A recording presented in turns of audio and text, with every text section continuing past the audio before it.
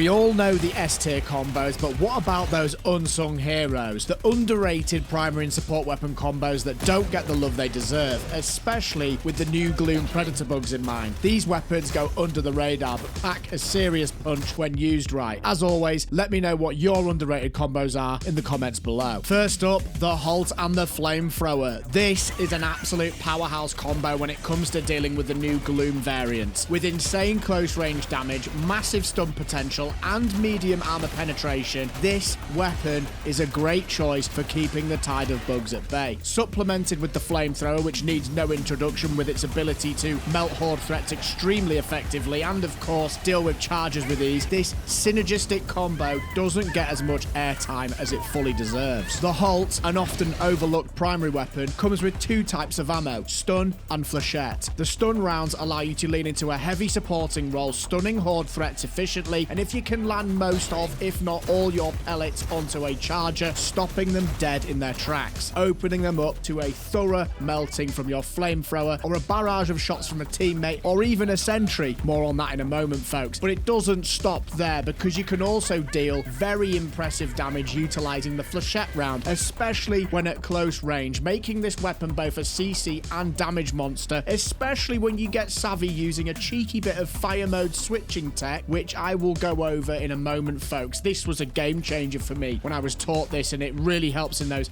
high stress situations, so make sure you don't miss that one, folks. It is important to note that the stun rounds do less damage than flechette rounds, so it's important that you take note of this when trying to be efficient. Now, in the Gloom, where damage output and crowd control usually, I would say, need to be balanced nicely, I actually throw caution to the wind here and love going full support using the Halt for a more CC heavy setup with the gas dog and a gas grenade. But if you want a little bit more damage on the table, the rover and the laser dog are also viable here, folks. That's just what I like to do. And what's also great about the Halt is how well it pairs with sentries. Whether you're rocking a chaff clearing sentry or a heavy duty turret, you can protect it like a pro, especially against those charges. Don't forget, the Halt is super flexible with support weapons, and this is what I love about this weapon. For handling heavies, you could go ahead and grab the Eat, Commando, or Quasar, or if you're looking to focus on chaff clearing, dealing with mobs, you can go with what we've already spoken about, the flamethrower. Now, the flamethrower is so reliable when you've stunned a charger, nuking them down quickly. It also helps when you want to try and mop up a damaged Bile Titan when your teammates or yourself can't finish the job in one. Get savvy at stunning and slopping with the flamethrower at the right time, and you will quickly find yourself feeling incredibly confident at clearing the tidal wave of Gloom bugs in this harsh environment. In terms of making your life easier with the hotkey change I mentioned, head over to options and then head down to mouse and keyboard, go over to key bindings,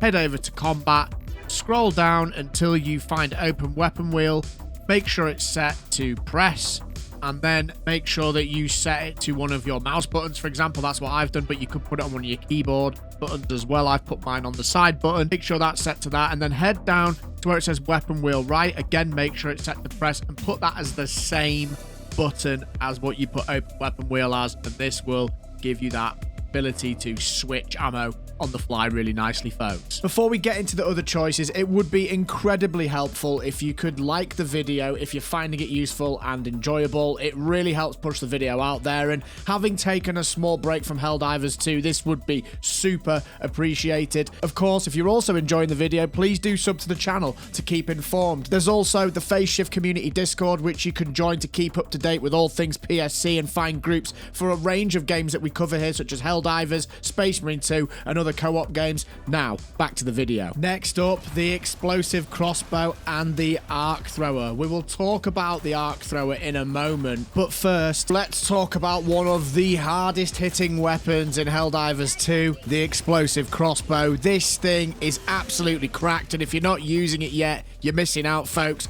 It's got ridiculous explosive damage, solid ammo economy, and it works against every faction in the game. It doesn't matter if you're up against bugs, bots, or the squids, this crossbow puts in the work. So why is the explosive crossbow so damn good? First of all, the explosion radius is absolutely insane. One shot into a crowd of enemies and you're watching bodies fly everywhere. It's very cool. It 2-shot spewers, 3 shots alpha commanders. It wrecks Bile Titans once they've had their armor cracked. Even chargers don't stand a chance when you start aiming for their weak spots and putting in the work with the explosive bolts.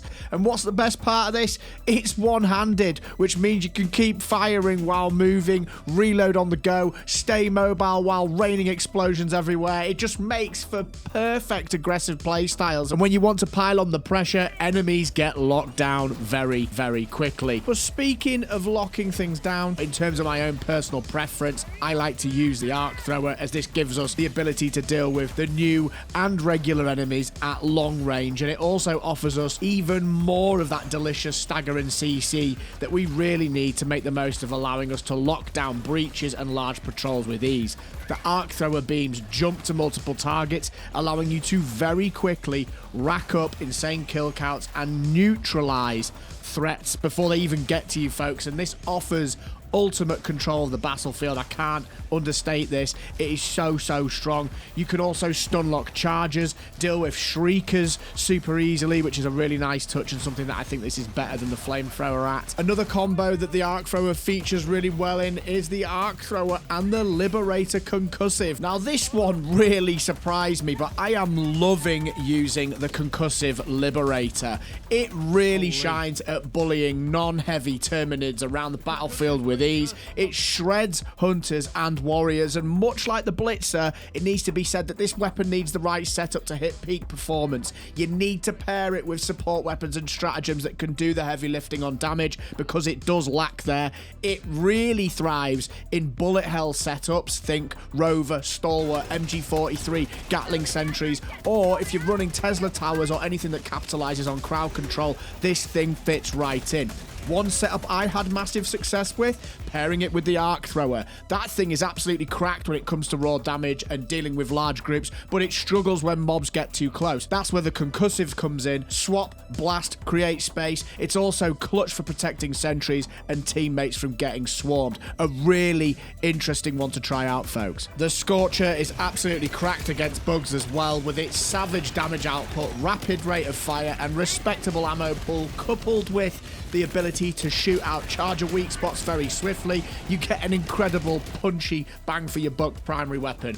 It goes really well in CC heavy loadouts, and I had an absolute blast running this with one of the gas dogs and the MG43. This thing can even dispose of bile titans if you find yourself in a pinch and you're prepared to use a lot of the ammo. Not ideal, but a nice option to have when needs be. The MG43 and the Stalwart have both really impressed me when loadout testing, and I know there's a large divide between which one is better. In my opinion, both are absolutely cracked, and it's more of a choice of what's your favorite flavor. Do you like to be able to be more mobile and quick on the reloads whilst relishing the opportunity to spray down hordes of chaff with ease? Then in that case, the Stalwart with its light armor pen and better ergonomics will be the go-to. However, if you prefer medium armor pen with the ability to absolutely shred alpha commanders, bile spewers, and even do decent work to charge and weak spots, then the MG43 will be the way to go. Just make sure you couple these with decent primaries. I find these both work particularly well with any CC focused primary, or the Scorcher goes absolutely fantastically well with the Stalwart